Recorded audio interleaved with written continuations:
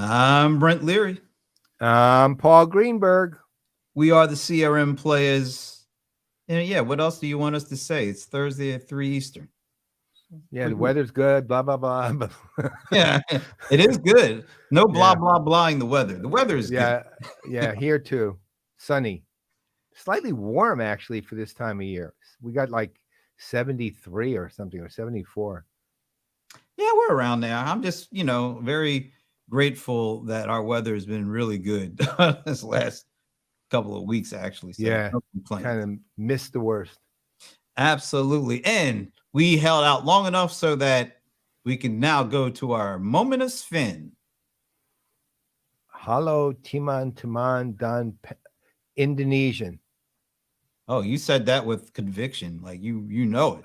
I think I'm right. I don't know if it's a dialect of Indonesian, but it's Indonesian. Whatever, one of the languages Indonesians speak. Hey, Christy. We are so glad you've got power and sun. That's you are both. You lit it up, and that's where the power comes from you. And you lit it up. The sun is powerful now, and we're glad for it. That's right. Well, Christy lit it up. That's the key. She's powerful, and then the sun got lit because of her. Okay. Well, I don't know what to say to that. Other than that's cool. All you have to do is say +1. That works. All right, +1. All right, Sven. We're waiting on the confirmation. Although Indonesian, Sven. That's what I'm saying. He sounded pretty sure this one. I'm sure. Well, it could Bali would work too, Balinese, but Indonesia. Look at that. Look at that. See, he's actually happy because we've given him a new thing now. It's the moment of Sven. Well, that's what it's going to be from here on. Brent named it, and that it is. And once I was right again. You're right again. You're on a roll. Although I think you didn't like the last one. No, I couldn't even. No, the last one I came close. I didn't get it. I said Swedish. It was Danish. And I actually was considering Danish, and I went with Swedish instead. Bad move. I'm glad you went with Danish because I like Danish. So yeah, good thing. The only thing you can eat that's Swedish is a meatball. I don't like Swedish meatballs. No, I don't either. I'll take the Danish. And I'll take if I have to eat a meatball, it'll be Italian. Leave the gun. Grab the cannoli. Grab the Danish. Yeah. All right. We're nod to the golden age of cinema. Yeah, something. And I see our guest is already. Can we call this dude a guest at this point? I mean, not really. In the green room. It's just part of the show, man. Oh, look at that! You are the best. Because I'm good at guessing languages. Well, but hey, Sven, I came up with the Moment of Sven title. That's right. You're the best. Don't be ignoring me. I'm here. He was just admiring my language detection skills. I'm here. In fact, you're the creative guy. I'm here in all this. Look at this light, this gorgeous background I have finally caught up to Paul with. It took me 2 years. Oh, yes. It should be. That should be in the book. What is? The guy that should be in CRM at the speed of light. Some kind of reference to leave the gun, grab the cannoli. Oh. No, that's definitely not in the book, but it would have been great if I could figure out a way to. After I've never what was this? Don't eat one for the kipper, right? I mean Kippur. Right? I'm trying to the Kippur. That was kind of funny. I've never literally seen somebody call it the Kippur, the kipper, right? I don't even know what to make out of that one. I don't know what to make out of any of these at all at this point. I'm completely lost in this entire conversation. Oh, well, that's what we're here for, to get lost in conversation. Whoa, what a transition that was. That was beautiful, man. Really was. Dude, that was beautiful. Yeah. Whoa. I did that without being on anything either. Anyway, so yeah, we got a fun show ahead because it's one of those quarterly venerableness shows. It's fun for you. I mean, all you're doing with me and Steve is reminding us of our age. So what's so much fun about that? I let my beard grow out and all the gray so I can feel like, close to at home. But I can never be as venerable as you two. But we'll get into that a little later. Do you want to talk about the big show we got next week? Yeah, actually, this is the big one. And I highly encourage everyone who's listening in today, who will hear this on the clips, who will run across this accidentally, to tell their friends about this and attend themselves. We have Rob Tarkoff on, an old friend of ours from way, way back. Well, he's not that old, but he's well. Let's say this: he is a friend of us old people, right? He now the EVP and GM of Oracle Fusion Cloud CX, Oracle CX especially. He's coming on the show for a very special purpose. On October 17th through 19th is Cloud World. And he's coming on the show in advance of Cloud World, not so much to talk about Cloud World, although we will, but to actually answer whatever questions you have about all the layoffs that occurred with Oracle CX and the marketing team. Was it about 2 months ago now? Yeah, about 2 months ago, which were a shock to many, and they were rather extensive. So Rob is committed to answering any of your questions that you have for him, and that's what Brent and I want to do. We don't want to be the ones asking him the questions. We actually got the answers we were already looking for, or hoping we would get, or weren't hoping we'd get, but got anyway. We want you to ask the questions. Okay, now we'll talk about the ground rules next week when he's here, but we're going to send out invites. You encourage everybody to come and ask, and we don't care if you work for a competitive vendor. I will tell you in advance of one rule: any competitive BS ain't going to be aired. But you're welcome to work for a competitor and ask them an honest question, right? So come one, come all. Ask Rob questions. That's what it's for, and he will tell you what he can within the parameters, of course, he's got about the reasoning, what happened, what they're doing about it, et cetera, when the layoffs occurred. You know, when you said come one, come all, I really started thinking the circus was in town. But yeah, well, that's exactly why I said it. I was thinking Mickey Dolenz and Circus Boy, if I'm going to make reference. Wow, I was thinking Mickey Mouse. Mickey Dolenz of the Monkees was on a show when he was a little boy called Circus Boy. Really? He was the star. He was a little boy. He was probably, I don't know, 12, 11, maybe 10. He was a little kid. Circus Boy I watched him all the time. I loved that show. And then when he became one of the Monkees, couldn't wrap my head around that originally, and then kind of got it. You know, it's fitting that you bring this conversation up, Mickey Dolenz, Circus Boy, since it is a venerableness show, and I could tell the guy in the green room, he's right there with you. You just flew all over. We're living the dream of old age here. Yeah, well, it's living the dream. All right. Well, before we get too far, my back hurts. We're living the dream. Watch out for the sciatica there, and that. Oh yeah. Oh man, hold on. I got to take a couple of pills. I'll be right back. All right. I got a little trivia. Ooh. For you. Oh, okay. It's like a one-off, and then there's a one-on. I'll explain in a minute. All right, so here's the one-off. I was looking, I get these emails from Seeking Alpha. Wonder why it's not Seeking Beta, but anyway, Seeking Alpha. I don't know. Our guy just left the green room. Come back, Steve. Come back. Anyway, so I was looking at this email I got from Seeking Alpha, and it was, I guess, an investor presentation deck that Salesforce put out. I guess it was as part of last week. Was it last week or 2 weeks ago? I can't remember. Anyway, Dreamforce.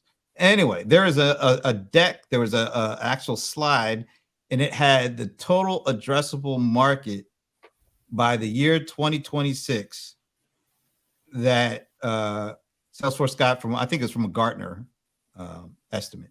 Do you care to guess what the total addressable market is expected to be in fiscal year 2026? This is for everything Salesforce does, kind of addressable market? Yes. Oh, God, I don't know, 200 trillion? I have no idea.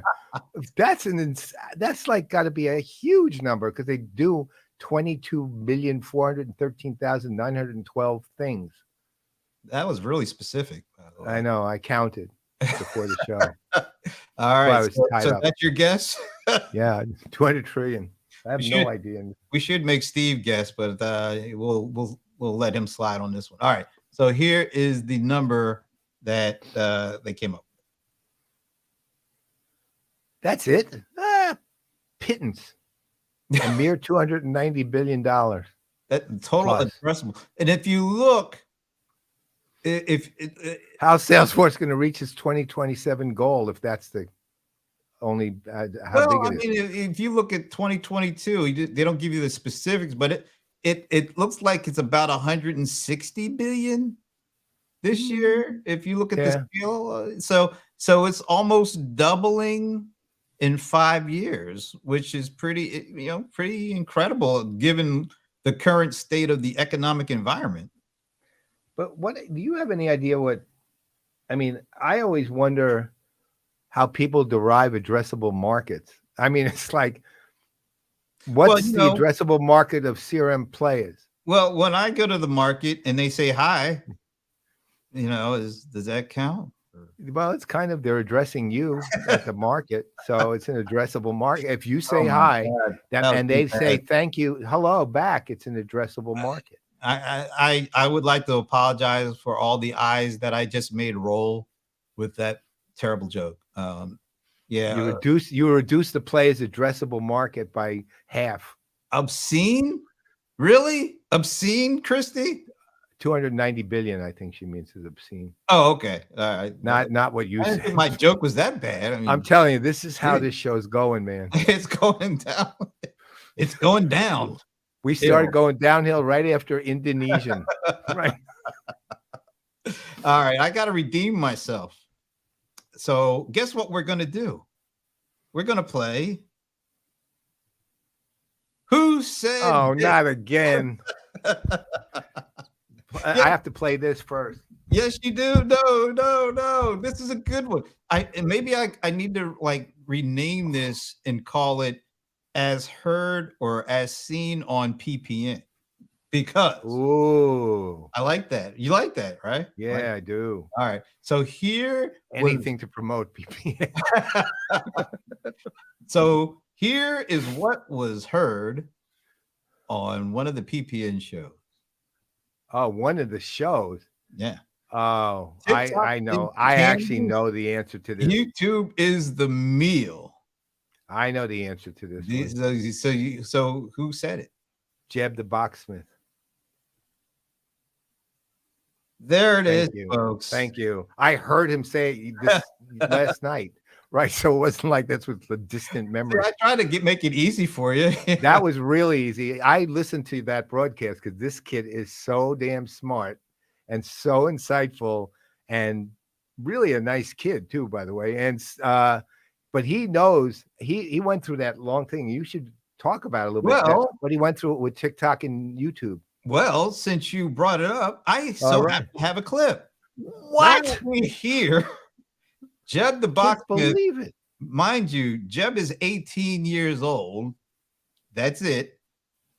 But listen to how he's talking about how he built his 360,000 plus TikTok following in just a little over a year, and how he uses TikTok versus how he uses YouTube versus Twitch versus Discord. Well, enough from us. Let's let Jeb tell you. It's really easy to build a community, not nearly as easy to keep and maintain a community. YouTube, significantly more difficult to build a community, but generally speaking, it's a lot more solid of a bond and connection and community, if you ask me. On TikTok, it's kind of like candy. I see it, I want it, I've consumed it. You have your favorite candy, you want to eat more of it, but YouTube is more like actual food. It's more calorie dense, it's more nutritious, there's more of it, but it takes longer to eat. It's not as quick and sweet. It serves its purpose as something you can eat, but they're two different things. Being a TikTok personality, I recognize that I have a massive audience in actual numbers. But I do recognize that my community of actual committed community people is most likely a fraction of that. It's nothing personal. It's just the nature of how the app things works like that.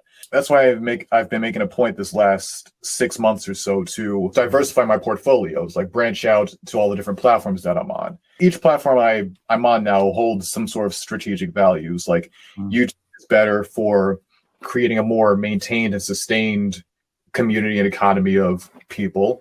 It's also where I'm experimenting with the actual delivery of tutorial videos for people to make stuff and things like that. TikTok is always great as my primary way of getting new people invested in, the world of the Boxsmith. I'm on Discord as well. That's the primary place right now that my fans, congregate and meet together and discuss things related to cardboard, show off all of the cool creations, which is a really popular thing that they do there. It's always nice seeing all the cool stuff that they love.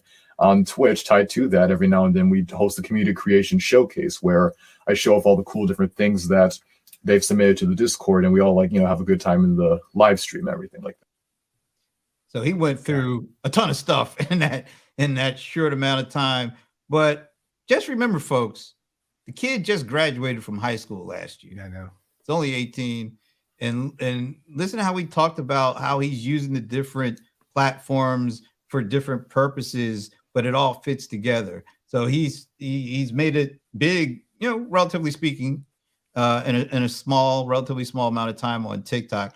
But then he branched over to YouTube. He's got Discord for engagement. He's doing stuff with Twitch for broader shows. It was really impressive hearing him talk about that. He's really, really, really bright. And he's also, he's 18. I didn't know at 18. Well, never mind what I was doing at 18, but let me say this. I wasn't as smart as he was or is. Well, not too many are, I don't think. No, he's got a long-term strategic view of this thing, understands the difference between the platforms, understand that no one platform is going to fully utilize or fully provide what you need to do in order to expand your opportunities. He's incredibly smart, and that is you know what? He wouldn't be the worst to start a series of videos on strategic thinking for millennials and Gen Z and old people who just want to learn stuff. Yeah, venerable people too. Yeah. Well, no, venerable people already know it. That's the whole point of being venerable, right? The whole idea of venerable is we've already learned those things, which is totally untrue. Speaking of TikTok, before we bring our non-guest out, I don't know how we say that. Anyway, saw this on the Wall Street Journal. TikTok parent ByteDance sees losses swell $7 billion. And they were still alive? $7 billion. How is TikTok doing so well and these guys are doing so horribly? Well, the way it says is push for growth, which means they're spending a lot of money on projects that they don't have the money for. So let's, who knows? Like the country, really. So it's okay. You know what? Check out the color scheme, though. Oh, my God. That's bizarre. I didn't notice that. I never noticed that before. No. And not only that, you even fit the iPhone in the ad next to it. The purple iPhone color. Look at that. Yeah. Huh? Uh-oh. Wait a minute. Is that Steve calling me? No, it's not. All right. One last thing. Well, not that. We already know that. Now to get to our non-guest. All right. Let me just take a minute here. For those of you who know Steve Gillmor and Gillmor Gang, I've been involved on the Gillmor Gang for the last couple of years. We talk a lot of banter about stuff, technology, politics. I pretty much listen to the politics. Right. It gets pretty interesting. So I just sit back and listen. But anyway, so one of the things that we've been talking about a lot over the last 6 months, I think it's been 6 months. You remember when Elon Musk made his initial offer for Twitter? Yeah. And it got everybody's attention. Everybody started thinking, oh, wow, it's going to go. And then I forget the actual number he offered, but it was a pretty high number, and Twitter accepted it. But before anything could happen, the market just tanked. So all that money, paper money that Elon had wasn't as much. And he, started doing as I like to say, the Michael Jackson moonwalk, trying to get as far away from that original deal as he possibly could. I think it was 44 billion or 43 billion. Something like that, Yeah, one or the other. Yeah, give or take a bill. I'll take a bill. Yeah, me too. But anyway, so there was a point in time, like over the last several weeks, where it looked like Elon was trying every which way but loose. Any Clint Eastwood. Wow, Clint Eastwood comes right into it. He was trying to figure out any way he could get out of this original deal. And so on the Gillmor gang, like every week, and I think I was probably the one initiating this. So, and I'll do the mea culpa now. So every week I found an opportunity to take a dig at the venerable Steve Gillmor, because I honestly believed that Elon Musk was going to find a way to get out of this, to weasel his way out of this. And so there would be no deal. And so in every piece of information that came out week after week, it always pointed to he's going to get out of this, or he's trying his best to get out of it. So every week I would ask the gangsters, and of course, Steve, would you like to change your position? And everybody else finally came over to my side, but one person never did. You want to take a guess who that was? That's such no, I have no idea. I'm assuming whoever that person is, they probably would like to be part of this show. Yeah.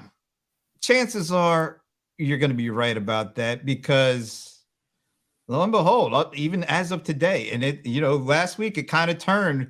It all of a sudden we started getting these reports that Elon decided, you know what? I mean, I might as well go through with it anyway. 44 billion, whatever. I'm going to go for it. So as of today, it's looking like it's going to go through. But then I got this from the Wall Street Journal that says Elon Musk and Twitter at odds over terms of agreement to close. So it's like, if we go to football terms, we're like on the 5-yard line, maybe the 2-yard line. Terms of endearment. I didn't watch that movie. It was too much of a girl chick flick for me, so I never. Yeah, but you said terms of agreement, so I just threw in another movie reference. All right, terms of entrapment. I don't know what you would call it. So we're at the 2-yard line. Whoa. I was so close to bringing Steve on to say you were right all the time, but then I get this. So I don't know what to do. I don't know where to go with this. The only way that we can figure it out is, no, we're not going to go to you, Jeb. We're going to bring in, the man that kind of has been answering this question with such conviction. It's like the way that you answered Finn with the Indonesia language. That's the way the venerable Steve Gillmor has every week answered my question. Do you want to change your mind? No, it's going to happen every week. You're venerable and irascible. Oh, wow. See, I can't spell that, so I'm not going to use that word. Should we spell it for him, Steve? What do you think? Now that once he's on, since Steve and I are aligned. Now he goes quiet. Now it'll be hard I'll to get. I'll spell irascible. IRASCIBLE. That sounds right. We're in the red zone, Alan. That's right. You're reading it off the screen, but no, I'm not. I'm actually not. No. I went through high school with 100 in spelling. I was getting ready to say, you come on the show and you immediately impugn our integrity. Really? Well, I could go back to the mea culpa, which is who the me is. I don't know, and there's no Mia Farrow. You know what? All I have to say to this is I agree with Christy. Yeah. Yeah. Okay, Christy. It's on the way. Anyway, this is your show, so Oh, it is. Why am I here? Well, All To right. do what always happens, you take it over. Yeah. We answer your For question. those who don't know already who this is, he is the venerable Steve Gillmor, one of the what do we call you, like one of the founding fathers of podcasting and that kind of Yes. thing? Yes, we do. He got He is. that was a question for you, by the way. Oh, sorry. Well, I'll I was just answer waiting it for for the him. apology, but I guess It's all right. Yes, we were either, according to Dave Weiner, who is the father or the godfather, pardon the expression, of podcasting. The gang was, I believe, the second podcast Wow. in The history. history of podcasting. Yeah. And migrated to video. What was it? Yeah, always that was a whole What other was that? thing. Yeah. When did We're that still happen? in that process. I still got this TriCaster that I paid $10,000 for, collecting lots of dust, by the way, thanks to Steve Gillmor. And Tina. Oh, thanks. I don't want to shortchange Tina Gillmor too. She had a role in this. Thank So. you. That's right. There will be blood. I haven't seen that Wow. movie We either. are going into movie references to everything. This is perfect. All right, so Steve, as I set it up, I just had the Wall Street Journal throwing all sorts of water, dousing the water on the deal, but it feels like we're at the 2-yard line. But the Wall Street Journal comes up with this, so I give you one last chance to change your mind and go away from your original prediction of. Yeah, I was just kidding. It really, everybody, you are right. Somehow No, that doesn't ring I never exactly said true. that the deal was going to close. I said that it's likely that this deal will close, and that's still true. Yeah, you never backed away. I give you several outs, and you never took the out. So, Well, that's the problem with TV is that, they can go back to the video. so your prediction, you're still predicting is going to happen. Yeah, why wouldn't it? Well, actually, I mean, the real question is why does anybody care about this little startup that Wall Street hates, and even Twitter fans are starting to get sick of it. Why is he buying it then? Why is he buying it for $44 billion? What is he expecting to do with it? What do you think he's actually going to do with it if this goes through? Well, the thing that's sort of a given for me is, do you really think that they're going to be able to land the backstage boosters, all 4 of them, on the launch platform from outer space? No. Is there going to be this electric vehicle? Is that going to get past the multi-industrial complex and the Koch brothers? No. All these things that people thought were impossible, they're now real. So I would never bet against Elon Musk. So back to your original rhetorical question, turning it into a real one, which is, then why do people care one way or the other, or not care? Why should they care? Well, why shouldn't they? Well, I think they should care because some of the major elements of, look at what we're doing here right now. This is, what's that comedian's name who had a routine about being in a chair at 60,000 feet in the sky, and how we're irritated about that the plane's going to land a few minutes late while this other miracle is happening. Who's that, Shecky Green? I don't know. Yeah, that was it. Talk about energy.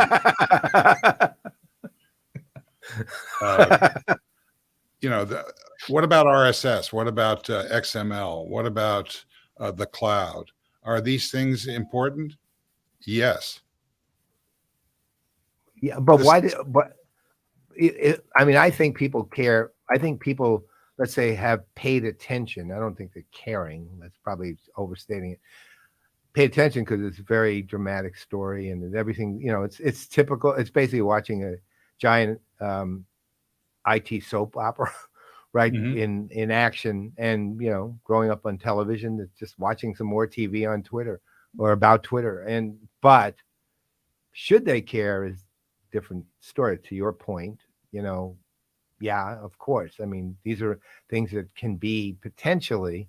I don't like Elon Musk particularly, but he is brilliant. I think he's ridiculous at so many different levels, but I also admire his vision.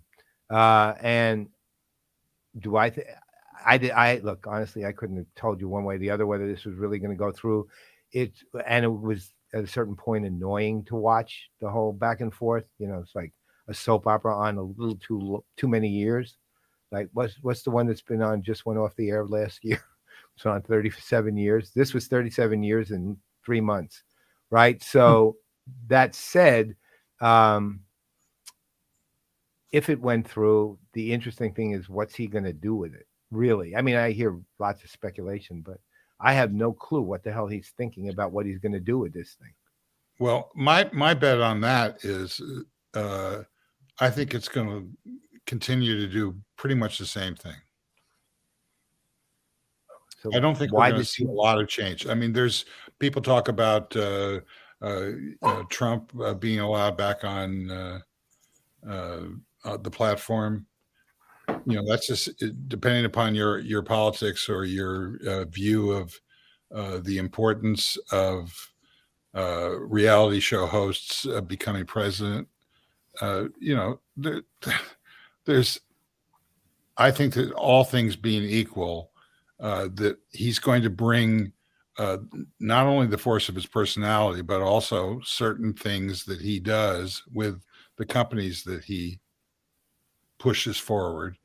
There will be some interesting experiments. There will be some successes, but in the net is either it'll become functional in a way that Wall Street signs off on, or it won't. And for the users, it's really going to make very little difference.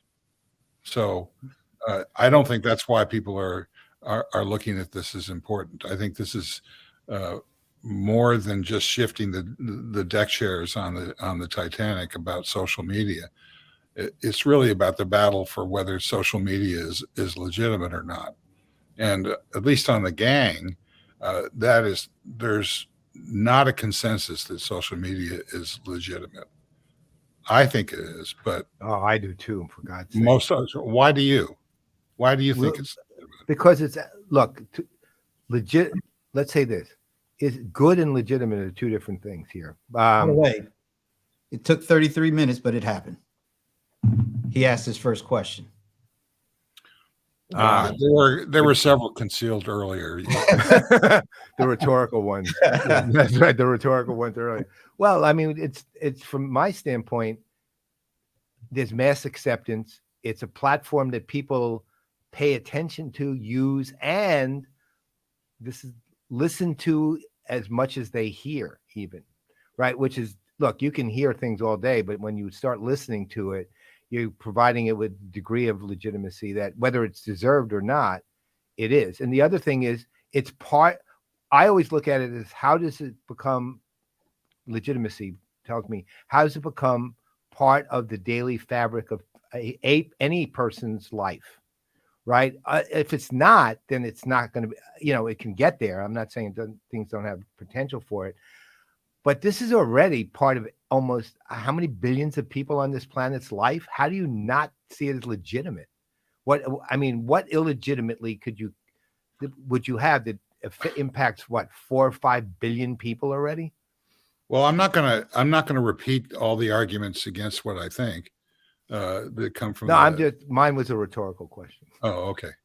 So I don't have to answer it. No. Okay. No, not at all. I think, obviously there are some big problems with social media. There are big problems with the ownership of what used to be thought of as a free network, the internet. There's a number of things that are going through the Supreme Court now, like what is it, Section 230, which is going to be brought to bear on the issues of privacy and freedom of speech.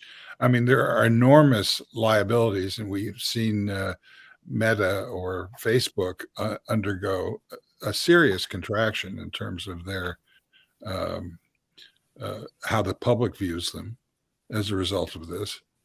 There's a lot of money being made. There's a lot of money being lost.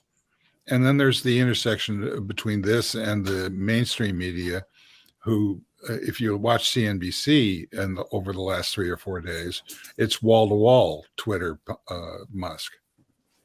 That's, they're trying to earn a living in a media space, which is under challenge from newsletters and shows like this, podcasting or whatever that actually means. There's an enormous disruption going on, and it's going to have a huge impact on the economy. Well, but how does let's say he ends up buying it, which would make you right and me not right. We'll just say he ends up buying it. Well, is that really going to make a huge difference in how people perceive Twitter and use Twitter? Or is it just going to be the same drumbeat it feels like you mentioned newsletters. So like a platform like Substack, which it feels to me like is gaining more and more traction as the day goes by. In a way, I kind of think about the early days of the pandemic and how Clubhouse, everybody kind of gravitated towards Clubhouse, and that was going to be the thing. And people were like, bragging about how many followers I had on Clubhouse, and people were doing all these, social audio and all that kind of stuff. And then like 3 months or 6 months later, it's like, wait, I don't hear anybody talking about that anymore. And then a year later, it's like, is it still around? I'm sure it's still around. But then there's this thing, the Substack thing, which is like newsletters. And it's not the catchiest or flashiest, but more and more over like the last 6 months or so, you're watching, like an MSNBC show, and they have one of their guests, and they don't say it's, the Wall Street Journal or the Washington Post or whatever. More and more, you're starting to hear they say their person's name, and they're saying, and you can see them on Substack. And then all of a sudden, it's not even called, a platform, or you're not writing a Substack newsletter. You're just doing a Substack now. And it feels like, I don't know, it just feels like Twitter, what people know it for is baked in, and it's kind of, people, once they have solidified what they think of whatever it is, it's kind of hard to change that. Even if this dude, who everybody likes to talk about, buys it, I don't know if that's going to do enough. But it feels like something like what you're saying, with the newsletters, with Substack, with the notifications, that's already taken off in a way that I don't know if this will be disruptive or not. Well, just to swat away the Clubhouse denial, if you take a look at what's going on in the newsletter space right now, everybody is rushing to incorporate Clubhouse-like technology into their newsletters. Casey Newton is a popular Substacker. He's basically, and also Ben Thompson, who is not on Substack, but is one of the more authoritative journalists in the space. They both are essentially downsizing a little bit their written material and upsizing the audio parts. So they're incorporating podcasting, and some of them are using the Substack's video capability. So these technologies, we can talk about the strategies of the venture capitalists and how they're trying to get traction here. And I think there's a big story there related to Andreessen Horowitz, who's invested both in the Twitter deal and in Substack and Clubhouse, for that matter. So this convergence is now moving back into the mainstream media. You see the New York Times just announced a podcast with Casey Newton and one other guy. that's going to be on their site. And there's the attendant negativity about newsletters in the New York Times coverage of this space, because in fact they're competing with each other. So this is not separate issues. It's like, when Mark Benioff pulled instant messaging / social into CRM, people said, what? Now there's an answer to the, what was he doing? What is Musk potentially doing? Something similar in terms of aggregating and incorporating consumer signal into the enterprise space. Another huge story. Well, to your point on convergence, I think we all, well, at least the three of us, let's just say, saw, and others saw what Clubhouse was going to become, which was, there was nothing wrong with the fundamental technology of it. It was just the hype was ridiculous and stupid. And just outright stupid.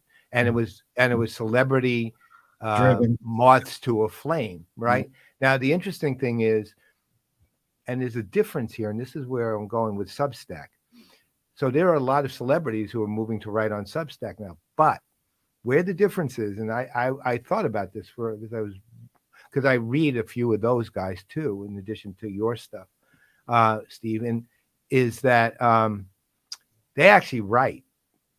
They actually know how to write. And now that they know how to write, they write of subjects of, let's say, write of subjects of either and or, actually in this case, substance and or interest. Meaning Kareem Abdul-Jabbar is sort of a perfect example of it. He's one of my favorite on Substack, actually, because he's a damn good writer, number one. And absolutely, he's very, very conversational, but he writes sometimes just about pop culture stuff that he loves. And other times he's writing about substantial policy issues, right? And you know what? A lot of people say, well, athletes and policy, what the hell, man? Just because they're athletes, it's like Charles Barkley, I'm no role model. Well, in Kareem Abdul-Jabbar's very well considered views, they're not stupid at all. They're actually very intelligent. And again, he can write.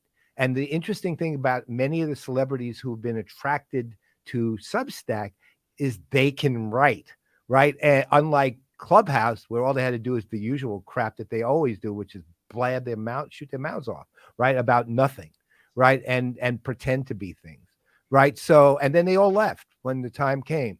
In these cases, these are long-term commitments these people are seemingly going to make. And that's actually a very different thing. There's another thing, though, that struck me. I was reading this article, which was sort of disturbing because I think the author ultimately was somebody that, after I finished reading it, both intrigued me and pissed me off completely because I think he's ignorant. But I also think he's also not stupid, if you know what I mean, right? He was writing about alternatives to Twitter, actually, and he was talking about Rumble, which, of course, we all know is basically right-wing platform, right? For the most part. But he was making the cases, don't worry about all that right-wing stuff. It's an alternative to Twitter where people will have a little more freedom to act and they won't keep you off if you're a liberal and blah, blah, blah, blah, blah, blah, without understanding, without putting the whole thing in the context of, yeah, but it's a right-wing platform, right? So the interesting question there is, assuming this guy's right about Rumble, just for the sake of this question, and that, yeah, it may be, it may have a lot of conservative advocates writing on it, and it's actually conservative and right-wing, I should say. But they're perfectly open.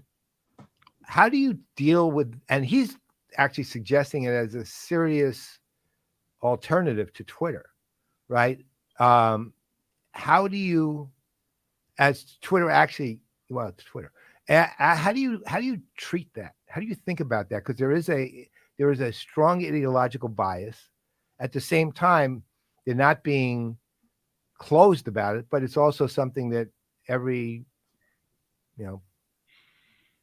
depending on your own proclivities, in my case, I'm obviously not a conservative. So how do you deal with that? How do you think about that even? Well, I wouldn't bet on Rumble, put it that way. Oh, I don't. No, I The just idea intrigued me. There have been a lot of social networks that have arisen. For example, Friend Feed, which was Way back when. co-founded by my boss, Brett Taylor, Yeah. and Paul Buckite, or something like that. Yeah, Buckite.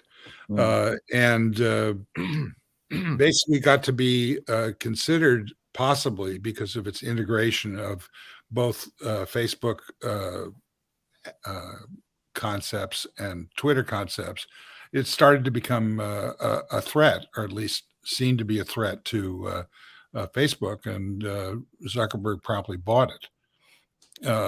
So I can see that the impact of smaller networks that innovate in certain areas will continue to have some impact. But as to any specific replacement, the only company that I would think has a possible chance of upsetting the Twitter environment would be TikTok. Simply because it's not that difficult to add text into a visual network, and Right. They've got a lot going for them. Well, They've also got a lot not going for them. And I think a dark horse, which I think will be increasingly obvious, is something that Brent kind of suggested just a few minutes ago, which is Substack. It is a significant competitor, I think, to Twitter. That's interesting. And on top of that, or I don't know on top of it, but literally just today, LinkedIn, and I know your feelings on LinkedIn, but LinkedIn, although we're doing LinkedIn Live right now, LinkedIn launched LinkedIn Audio today, and I sat in on their it wasn't an announcement, but their launch event for their audio platform now, and I think they had about 500 people on. And I have to say, I mean, I vaguely remember Clubhouse and how sitting in on a couple of those, and I've sat in on more Twitter Spaces than on the Clubhouses, mostly thanks to Steve. And I get these invites. I'm like, what the hell again? But the interface, I never really liked the interface. But I have to say, with this LinkedIn Audio, I was pleasantly surprised by the interface with it and how it seemed to work. So I don't know if that's, it's as a standalone thing. I don't think it would be that significant a thing. But taken in context with what they already did with LinkedIn Live, and they have their own newsletter, and they have 850 million active users or something like that monthly, of people that are supposedly focused on more professional relationships. They might have you have to keep an eye on what they do, but I'm actually I'm really intrigued by this Substack thing. And because I have been watching both Steve and Keith Tier, another gangster, and how they have, kind of been using it and doing explorations with it and kicking the tires around on it. And it feels like, and then also, I guess, added to that is watching the actual TV show and seeing all these people that used to be at traditional outlets now coming on as, just from fronting their Substack platform, and I'm seeing it more and more. And so there's something going on there. And Steve can tell you more about the things that are drawing him towards it. Because I think he really talk about how they are developing their mobile app more than anything. But it seems like there is something there. But it's really interesting to me that Twitter has tried over and over with stuff, and it doesn't seem to stick. But what I'm seeing with Substack, I'm seeing it stick in ways that I haven't seen Twitter stick. Well, I think the Substack has got a lot of directions that they're going in simultaneously. And so that is both a fragmented story, and it's also, if you look at the uptake on the part of mainstream media, like the shows that I mentioned that are now emerging on the New York Times site, Kara Swisher has moved from the New York Times to Vox supported podcasts. She and her partner Scott Galloway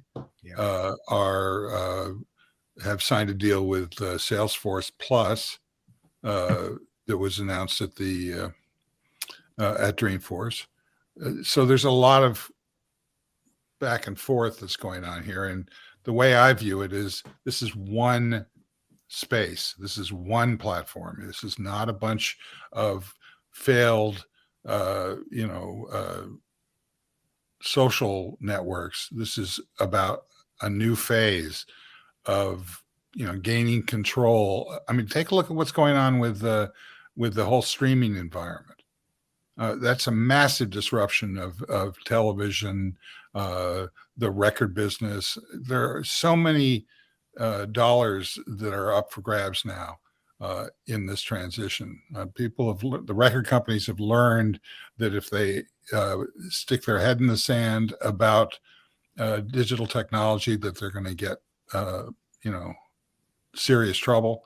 So now they're actually taking a cue from what Steve Jobs did with Apple Music, and Spotify has got one strategy. If there's a Substack author named Evan Shapiro. It's spelled Shapiro, but that's how it's pronounced, evidently. And this guy, he's got going for him a whole lot. He's basically an analyst in this new media space, and he just really knows what is happening. And I fully recommend him. He's one of two people that I actually subscribe in a paid subscription to. The other is Ben Thompson, of course. So I think this is real, just like I thought it was real when Dave Weiner,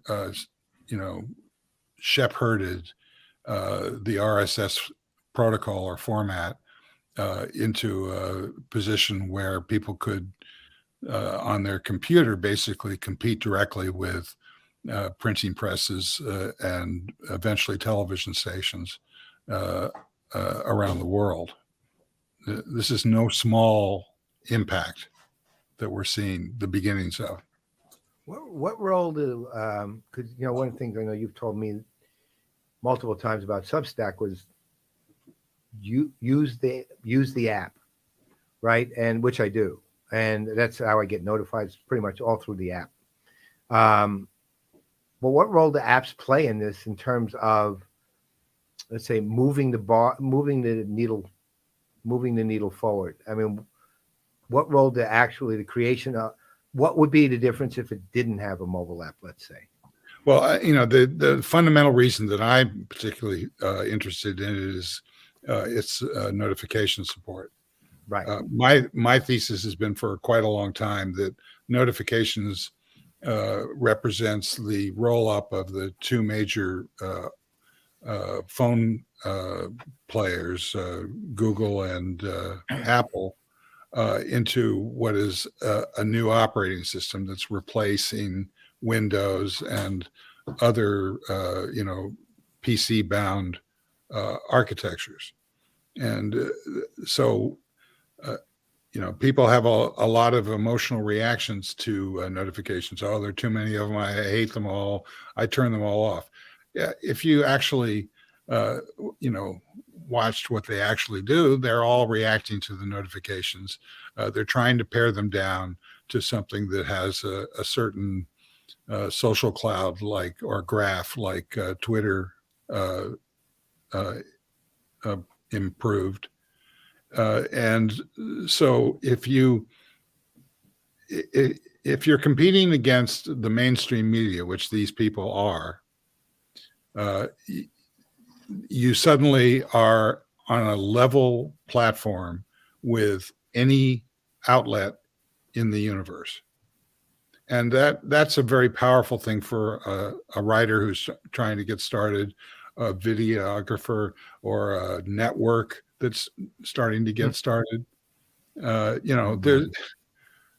There's that inspiration and that validation for what's going on here. I think the impact on the analyst community is just beginning to be felt in terms of what you guys are doing with your network, for example. This is, we'll look back on this, and it won't be very long from now. We'll look back on this as when analysts became the communicators of their insight, not just to the vendors, but also to the users. It's going to go direct to consumer in a very powerful way.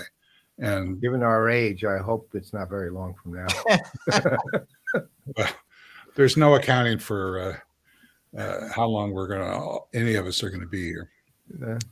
Wow, that was ending on such a positive note there. Oh God. No, we're not ending yet. We got a minute. No, I couldn't understand how we were going to be able to talk about Elon Musk for more than about 30 seconds. Yeah, we weren't planning on it. Right. The other side is, well, the other thing actually goes to your point about notifications too, which is really something I've thought about a lot, which is you have, if you remember a few years ago, the big idea was aggregation, right? So sites that would aggregate would be sites that and apps that supported aggregation became really big for a long time, and you could make a ton of money just being an aggregated source, right? However, because of the amount, and that was when we started thing, you would hear, separate, then you would start hearing separate signal from noise. And now, so what's the quality side versus just the relatively useless side? Now, my new theory is actually you have to separate signal from signal now, because there's a lot of good stuff out there. It's not just to, pass it off as just bad crap versus your stuff is not right, and it's wrong actually. But then that goes to the other aspect of it, which goes to what you were just kind of saying about notification, which is curation, right? Too. So, and then I looked at, I have a friend who many years ago, he developed an enterprise social network that was way ahead of its time. It's called Neighborhood America. It was out of Naples. His name is Kim Kobza. And then not what he's doing currently, he's now doing stuff with environment and water. But in between there, he and David Bankston, who is his chief engineer, who is both a brilliant engineer and creator and an amazing photographer, by the way.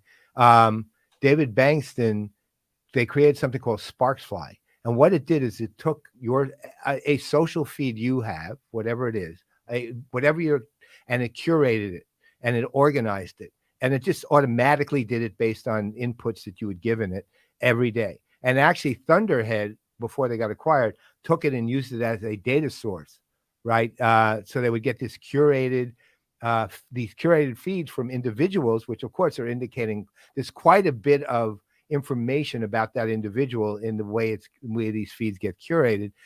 And so Thunderhead actually integrated it as a data source, so Sparksfly. Then, Grapevine 6, which was an original, one of the early CRM Idol finalists. Yeah. I think they were semifinalists. No, they didn't win, but they were either semifinalists, finalists. Got acquired by Seismic about 2 years ago. But what Grapevine 6 did was it went B2B and did a similar thing. It said, okay, you're a salesperson. You have all these clients out there, all these opportunities out there. Let's build a curated feed of information and material to go to these prospects, go to these opportunities from you, the salesperson. So it was a B2B curation of all these feeds, right? And that they were able to organize based on the opportunity or the individuals involved in that opportunity, whatever. But that's it. And they got acquired for a decent amount of money given their size by Seismic about 3 years ago. And of course, so there are these sort of outlier apps in a way, meaning there was no giant specific market around them, each of them. But they did exactly kind of what you're talking about with notifications, which when it boils down to it, if you can curate your notifications, no one's going to complain because you'll get things the way you want to see them. And that's really what it is. It's just, I think with notifications, it just feels random to people because there are a lot, but you're the one who chose to be notified one way or the other. You chose to be notified from that thing. Right. So, and there's I think a direct line, which I'll leave it to you and others to comment about, because I don't like talking about Salesforce products, but Salesforce Genie, I mean, what is that? Well, I said I'm not going to talk about it because I was laughing only because we already talked about I think it. I don't have the credibility, since I work for Salesforce, to talk about something without it feeling, at least to me, promotional. But I do bring it up because I think there's an obvious connection between what you just said and what this is. I've seen a lot of analysts comment about Genie and its impact and on what we call CRM today. Well, look, ultimately anything, let's put it this way, I'm going to leave it broader than Genie here, but anything that organizes something to make it useful to you and make it interesting to you is good, right? And I think people who get curation, not the curation you see when you're looking at like some of this curation that's just is self-promotional from, I'm not talking about Salesforce, but from, a lot of individuals who are so-called leaders who get into, lists of the top 100, whatever, but you have to use the platform of the company that you're getting listed by, which I find ridiculous.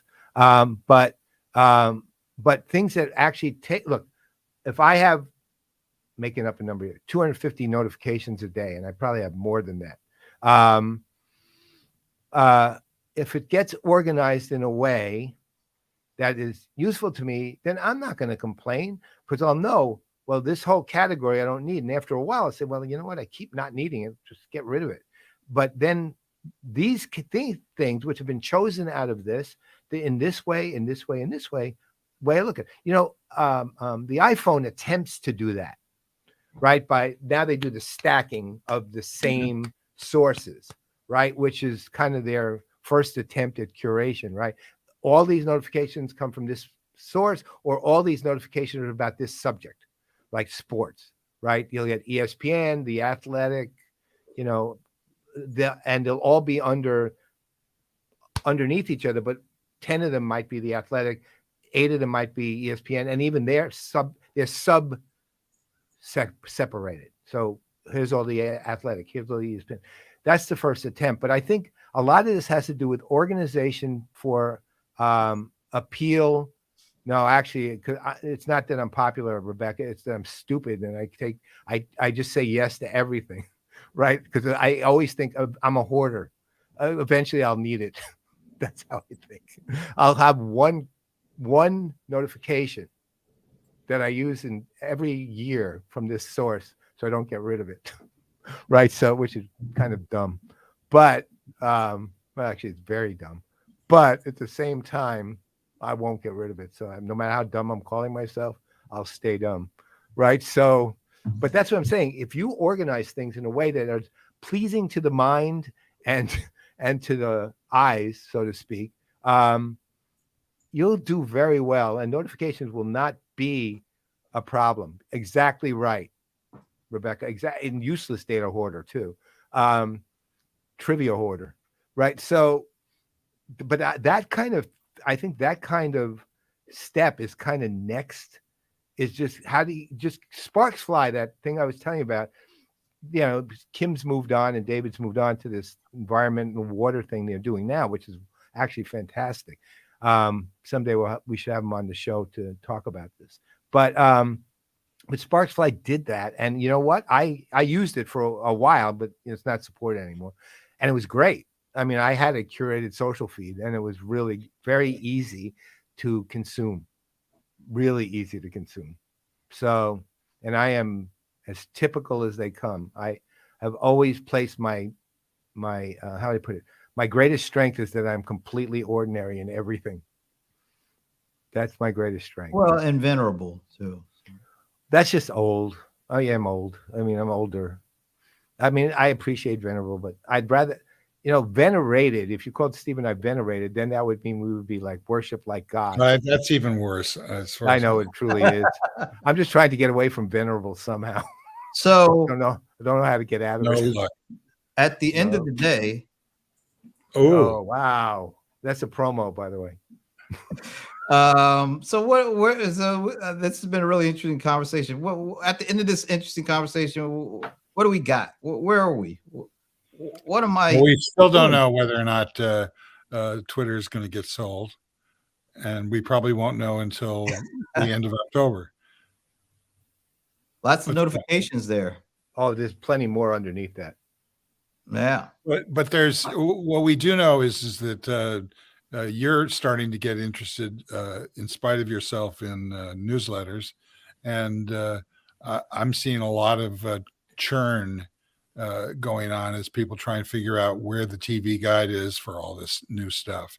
And bottom line is that when they figure it out, like what Paul's talking about with notifications, it's going to create some winners and some less winners, and that's going to reorganize the media in a very profound and disruptive way. So are you saying that notifications in Substack is the new TV guide for all this stuff? Well, when we at the end of our show, the gang, there's what Frank's watching, there's what you're watching, et cetera, et cetera. There's, as I mentioned, this Substacker Evan Shapiro talks about something called Maslow's bundles, which I've stolen for titles of recent posts of my own, and not to get too in the weeds about this, but Maslow's hierarchy of needs, I believe, speaks to the strategies of avoiding churn as people alternate between binging series and then quitting the service until the next season when they sign up again. And we're going to move toward bundles that cut across scripted material, sports, and various other, that this is the structure of the new internet, and it's proceeding rapidly apace. Amen. +1, +10. All right. Well, thank you for my Mia Copa show. And I'm waiting on either the culpa or who the Mia is. Mia Farrow. What do you think? You think that this is going to get settled in the next couple of days? Who's either of you? Well, Brent, what do you think? I don't care. I'm going to reserve my judgment for tomorrow's Gillmor Gang. What time is that, by the way, tomorrow? Oh, that's a good question. We're consulting our producer. Yeah, is the production director there? Hey, Tina, what time is it tomorrow? I'm working on that. I can tell you UK time, but that's not going to help. Where's Keith when you need him for the T.me thing? We could have used that. It is 12:30 Pacific, 3:30 Eastern time, 8:30 in the UK. Ooh, wow! There we go. Got it in all different time zones and everything. Producers, we got the answer straight. We've got a scoop straight from the producer's mouth. What's really cool is this is kind of Tina replicating her role on Gillmor Gang, because we can hear every now and again she'll come on, but most of the time we get here, so it's a good thing. Oh, I know I will be watching because they do. Well, just by the way, a shout out to you guys. PPN is starting to rock. It's I love the little bug in the lower third area. Our logo? Yeah, it's fantastic. Which logo? You guys are PPN logo? The What little PPN. bug? I was watching something and Oh, that might have been that was a little Jeb clip snip. yeah, that was Jeb. That Right. was right. That was Yeah. Jeb's little thing. Yeah. Yeah, I mean, we're working it. Long way to go yet, but we're on the right path. That's all I know. And we do have a 6 show lined up. It's a quarterly show that Brent dropped a big hint about, called At the End of the Day with Bob Stutz. Right? It's actually a quarterly show with Bob Stutz, and Bob Stutz is, those of you who know him, is let's say a highly opinionated individual, the only person to ever drop the F-bomb at all on this show, and he's done it twice. And we're going to do F-bomb counting, except he's way smarter than Gary Vaynerchuk, right? So Bob will be doing a quarterly show, and he will be the guest, but he gets to pick his own hosts, right? And then they will ask him questions, and he will say what he wants. That's really cool. You can be the guest on your own show. Yeah, that's exactly what this is, because ultimately it's his show talking about. It's a let's call it an end around on the talking head idea. So the Right? host is not Bob, and the host will welcome Bob to his show. Exactly. And then Bob when I gets to pick his own host. explain this, What? What'd you Not say? hard. who's going to explain host- what you just said? That's what I will explain I it don't know. very quickly. Who's on Very first? simple. That's all I got. Here's how it works. Bob Stutz comes on. He has already picked his host. His host introduced him. He then asks Bob questions. Bob takes off and does what he wants for however long the show is going to be. And that's for once a quarter. And it's called At the End of the Day with Bob Stutz, because if you ever listen to Bob Stutz, you'll know exactly why it's called At the End of the Day with Bob Stutz. Right. Well, you got to give him a couple of sentences to get started, but then yes. No, he will justify the name. Hey, look, at the end of the day, within a he'll minute. justify things. That's exactly what He'll be That's- okay. and by the way, he loves the name of the show. We I can would call hope it so. earworm. Oh, that is such a lovely name for a show, Yeesh. Earworm. And Is that the host is an antibiotic Was that a fire sign reference or a something? topical antibiotic I to mean, kill the earworm. All right. Well, anyway, we're going to end this show because we're actually going to talk to the venerable the venerable Steve Gillmor about something else, Substack related, but we're not going to do that while we're on camera. Right. Excellent. So, on behalf of the venerable Steve Gillmor, I'm Brent Leary. I'm Paul Greenberg. We are the CRM Playaz, and we cannot leave you without saying goodbye to Minnie. Hey, Minnie. See ya. Yeah. We'll bye, see you in Minnie. about 3 weeks, Minnie. Bye.